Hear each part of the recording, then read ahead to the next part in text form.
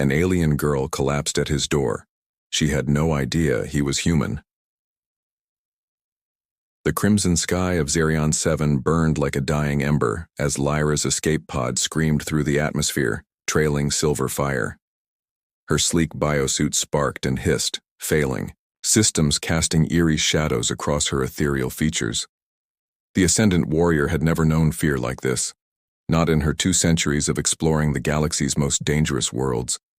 Her ship had been ambushed by raiders, forcing her to jettison in a damaged pod toward this supposedly barren planet. Now, as jagged peaks rushed toward her, Lyra whispered a prayer to the cosmic winds her people revered. The impact was brutal. Metal shrieked against stone as the pod carved a burning scar across the rocky landscape before finally grinding to a halt. Lyra crawled from the wreckage, her luminescent blue skin flickering weakly, a sign of severe trauma among her kind. Each breath felt like swallowing liquid fire. Hours passed as she stumbled across the desolate terrain, her biosuit's life support systems failing one by one. The twin suns began to set, and the temperature plummeted rapidly. Hypothermia would claim her long before dawn, if the planet's toxic atmosphere didn't kill her first. Then she saw it. A warm glow emanating from a cave carved into the mountainside, smoke rising into the alien sky. Impossible, she thought. No sentient life had been detected on this world. Her legs gave out just as she reached the cave entrance. The last thing she remembered was falling forward, her body hitting something solid and warm. Not stone, but flesh. Strong arms caught her as consciousness faded. "Easy there, beautiful," came a voice, deep and strangely melodic. "I've got you." When Lyra's eyes fluttered open, she found herself staring into the most extraordinary pair of brown eyes she'd ever seen. They held depths of warmth and kindness that seemed impossible in this harsh place. The face they belonged to was ruggedly handsome, with sun-weathered skin and dark hair that caught the firelight. What are you?" she whispered, her voice barely audible. The stranger smiled and something in her chest fluttered, not pain this time, but something far more dangerous. "Name's Marcus," he said, gently brushing a strand of silver hair from her face. His touch sent unexpected warmth through her cooling body. "And you, gorgeous alien lady, are safe now." As he lifted her effortlessly and carried her deeper into his cave dwelling, Lyra realized that everything she'd been taught about primitive worlds and their inhabitants might have been terribly, wonderfully wrong. Lyra's biosuit diagnostics flickered weakly as she tried to process what she was seeing. The cave was more than a mere shelter, it was a home. Carved stone shelves held an impressive array of survival equipment, some clearly salvaged from crashed ships, others crafted by hand with remarkable skill. A small forge glowed in one corner, and the scent of something delicious wafted from a cooking pot. But none of that compared to the impossibility of the man tending to her wounds. "You're human," she breathed, her voice filled with awe and disbelief. Marcus looked up from where he was cleaning a cut on her arm, his touch gentle despite his calloused hands. "Last time I checked, though I haven't seen another one in, about 15 years. That's impossible. Humans are extinct. They were a myth." A sad smile crossed his features. "Not quite extinct, just forgotten." He returned his attention to her wound, and Lyra found herself studying his face in the firelight. The Ascendant archives described humans as weak, primitive beings who had died out millennia ago. But this man radiated strength, not the enhanced physical power of her people, but something deeper, something that made her pulse quicken in ways her biosuit couldn't regulate. "How did you end up here?" she asked, trying to ignore the way his fingers felt against her skin. "Same as you, I'd guess. Ship went down. Difference is, I made a choice to stay." He met her eyes, and she saw something there that made her breath catch. "This planet teaches you things about yourself, about what really matters." As he worked, Lyra found herself drawn to him in ways that defied logic. Her people valued perfection, engineered genetics, enhanced abilities, technological integration. Marcus was none of those things, yet she couldn't look away from the way his muscles moved beneath his simple shirt, or how his eyes crinkled when he smiled. "Your biosuit's pretty banged up," he said, checking the flickering displays. "But the important systems are still functional. You'll live. You know about ascendant technology? I know about a lot of things. You pick stuff up when you're stuck on a planet for 15 years. He sat back on his heels. "Question is, what's an ascendant warrior doing in uncharted space?" Lyra hesitated. Her mission had been classified, investigating reports of an ancient weapon that could shift the balance of power in the galaxy, but looking into Marcus's honest face, she found herself wanting to tell him everything. "I was exploring. My ship was attacked by raiders." It wasn't the full truth, but it wasn't a lie either. Marcus nodded, seeming to accept her answer. "Well, you're welcome to stay as long as you need. This place can be dangerous for someone not used to it." As he moved to stoke the fire, Lyra watched him with growing fascination. Everything about him contradicted what she'd been taught. He was supposed to be inferior, yet he'd saved her life. He was supposed to be simple, yet his cave showed remarkable ingenuity. He was supposed to be weak, yet she felt safer here than she had in years. "Marcus," she said softly. He turned, and the way the firelight played across his features made her chest tighten. "Thank you." His smile was like sunrise after the longest night. "Any time, Lyra." She started. She hadn't told him her name. "How did you know my name?" Lyra asked, her biosuit's defensive systems flickering to life. Marcus chuckled, raising his hands peacefully. "Easy there, warrior princess. Your suit's been broadcasting your identity since you arrived. Standard distress protocol, I'd guess." Lyra's cheeks flushed with bioluminescent patterns, an involuntary response her people showed when embarrassed. She quickly dimmed them, but not before Marcus noticed. "That's beautiful," he said softly, and her patterns flared brighter despite her efforts to control them. "It's a biological flaw," she muttered. "Emotional displays are considered weakness among my people. Your people sound like they're missing out on a lot." Over the following days, as Lyra recovered, she found herself drawn into conversations that lasted long into the night. Marcus shared stories of Earth, a world of blue skies and green forests that sounded like paradise compared to the sterile ship environments she'd known. In return, she told him about the vast galactic civilizations, the wonders of space travel, and the loneliness of being engineered for perfection. "So you've never had a family?" he asked one evening as they shared a meal he'd prepared from local plants. "Ascendants don't form family units. We're created in genetic labs, raised in training facilities." She paused, watching him tend the fire. "What was yours like?" Marcus's expression grew distant. "My parents were archaeologists. We traveled together until I was old enough to strike out on my own. They taught me that home isn't a place. It's the people you choose to be with." Something in his voice made her look up from her food. "You miss them?" "Every day. But they taught me something else too, that life is about the connections we make, not the achievements we collect." Their eyes met across the fire, and Lyra felt something shift inside her chest. Not her biosuit systems, but something deeper. Something her people would have called a malfunction, but that felt more real than anything she'd ever experienced. "Can I ask you something?" she said. "Shoot. Why haven't you tried to signal for rescue? Surely other ships pass through this system." Marcus was quiet for a long moment. "I did at first. Spent years trying to get off this rock. Then one day, I realized I'd stopped wanting to leave this place. It changes you, makes you remember what it means to be human." "And now?" He looked at her with an intensity that made her pulse race. "Now I'm wondering if maybe I was meant to be here. Maybe I was meant to catch a certain beautiful alien when she fell from the sky."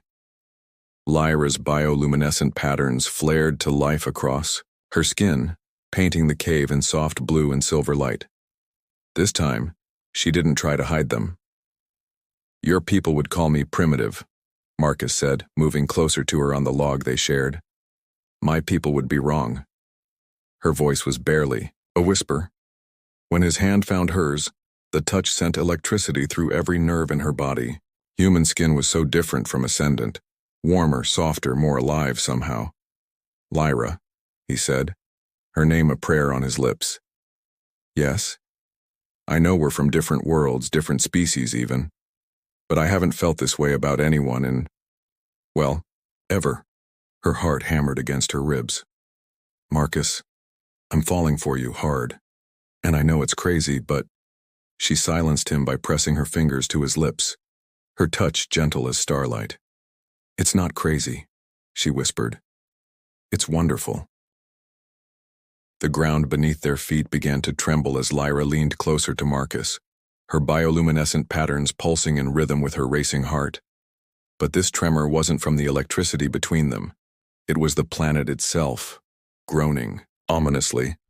Seismic shift, Marcus said, his survival instincts instantly alert even as his eyes remained locked on hers.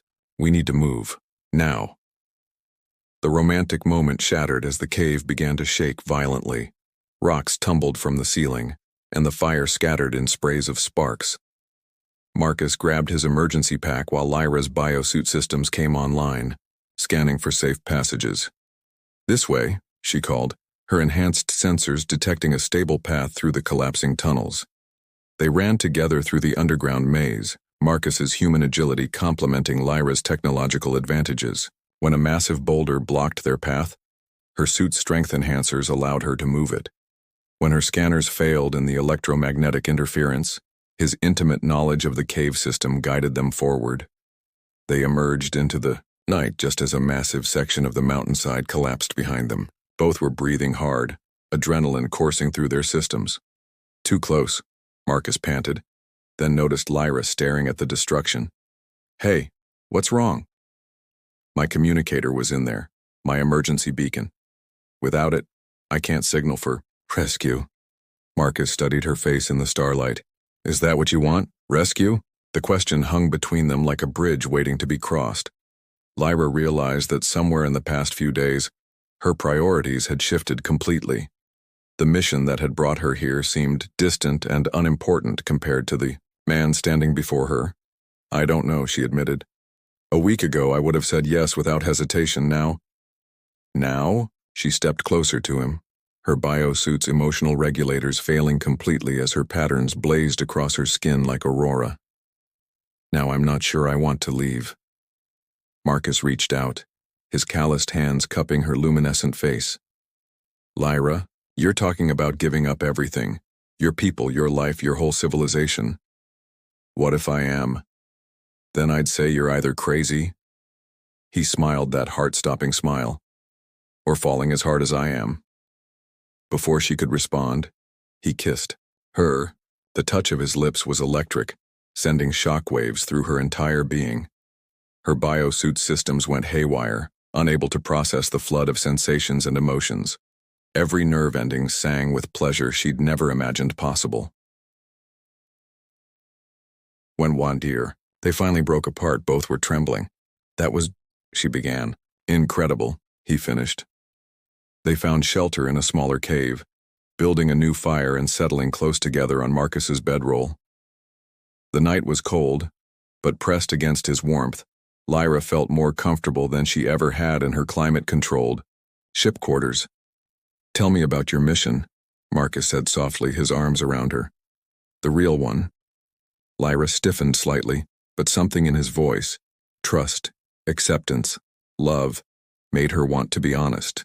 I was searching for an ancient weapon, something called the Void Resonator. Intelligence suggested it might be hidden on worlds like this one. And did you find it? She was quiet for a moment, listening to his heartbeat beneath her cheek. I found something better. Yeah? What's that? She looked up at him, her patterns glowing softly in the darkness. I found you. Marcus tightened his arms around her, pressing a kiss to the top of her head. Lyra, there's something I need to tell you too. The seriousness in his voice made her heart skip. What? I wasn't entirely honest about how I ended up here. I didn't just crash. I was running. From the Galactic Trade Consortium. I'd discovered they were planning to enslave entire primitive worlds, and I stole evidence to Expose them. Lyra lifted her head to meet his eyes. You're a fugitive. Yeah. And if they find me, they'll kill me. If they find you with me. She silenced his fears with another kiss, pouring all her newfound love into the connection between them. Then, we'll face whatever comes together. Dawn broke over the fractured landscape, painting the sky in shades of amber and rose. Lyra woke in Marcus's arms, her biosuit having finally accepted the strange new parameters of her emotional state. For the first time in her 2-century existence, she felt complete. Morning. Beautiful. Marcus murmured against her hair, his voice rough with sleep. Before she could respond, her biosuit's external sensors detected something that made her blood freeze, the distinctive energy signature of an ascendant search vessel entering the atmosphere. They found me, she whispered, sitting up abruptly. Marcus was instantly alert. Your people? A rescue ship. They must have tracked my biosuit's emergency protocols. Lyra's mind raced through possibilities, none of them good. Marcus, you have to hide if they see you. What would happen? She turned to him, her patterns flickering with distress. Humans are supposed to be extinct.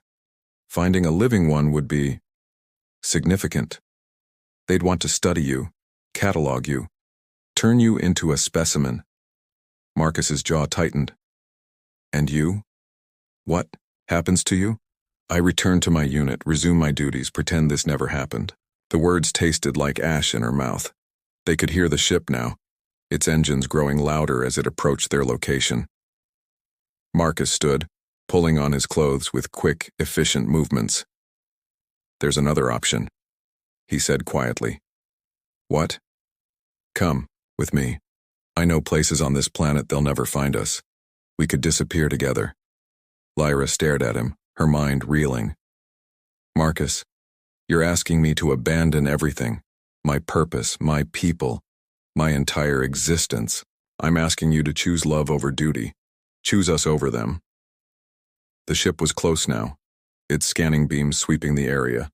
Soon they would be discovered. I need more time, she said desperately. We don't have time. Marcus grabbed her hands, his touch grounding her in the chaos of decision.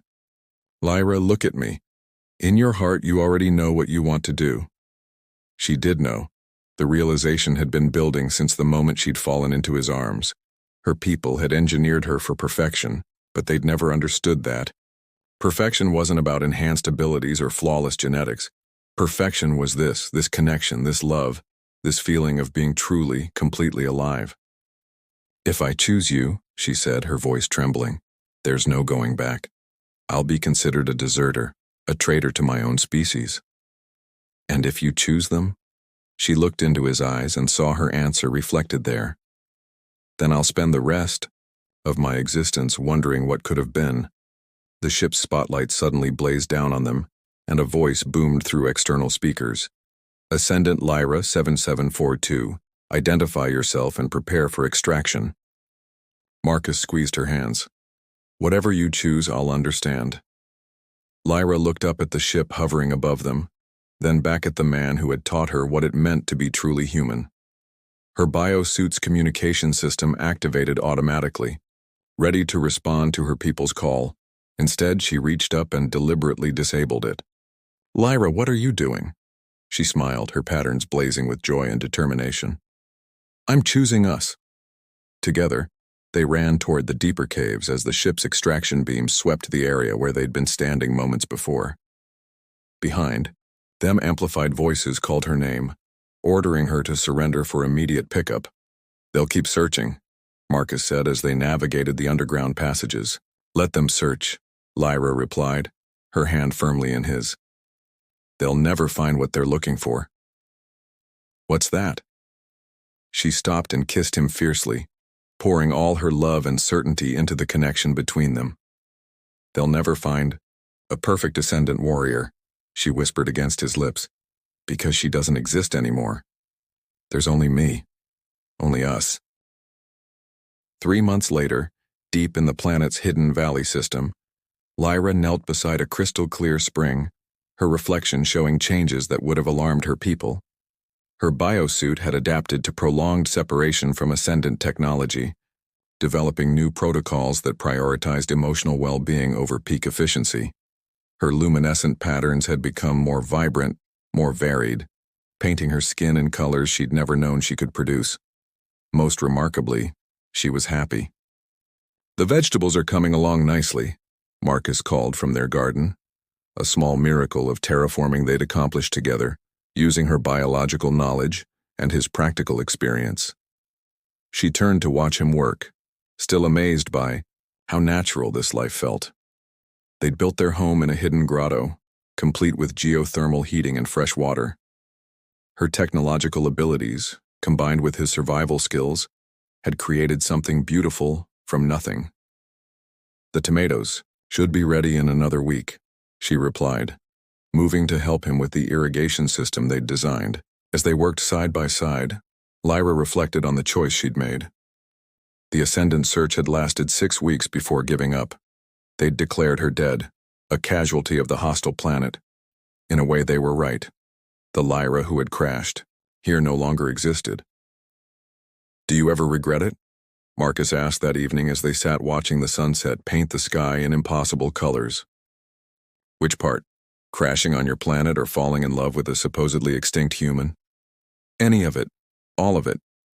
Lyra considered the question seriously. She'd given up longevity treatments that could have extended her life for millennia. She'd abandoned a civilization that spanned galaxies. She'd turned her back on purpose, duty, and everything she'd been created to be. "No," she said finally. "My people designed me to be perfect, but they never understood what perfection actually is." "What is it?" She turned to face him, her patterns glowing softly in the twilight. "It's this moment. Right here, right now, with you. It's choosing love over programming, hope over certainty, life over mere existence." Marcus pulled her close, and she marveled again at how perfectly she fit in his arms. "I love you, Lyra. All of you, the warrior, the woman, the beautiful alien who fell from the sky into my arms." "I love you too," she whispered back. "My impossible, wonderful, very much not extinct human." They kissed as the first stars appeared.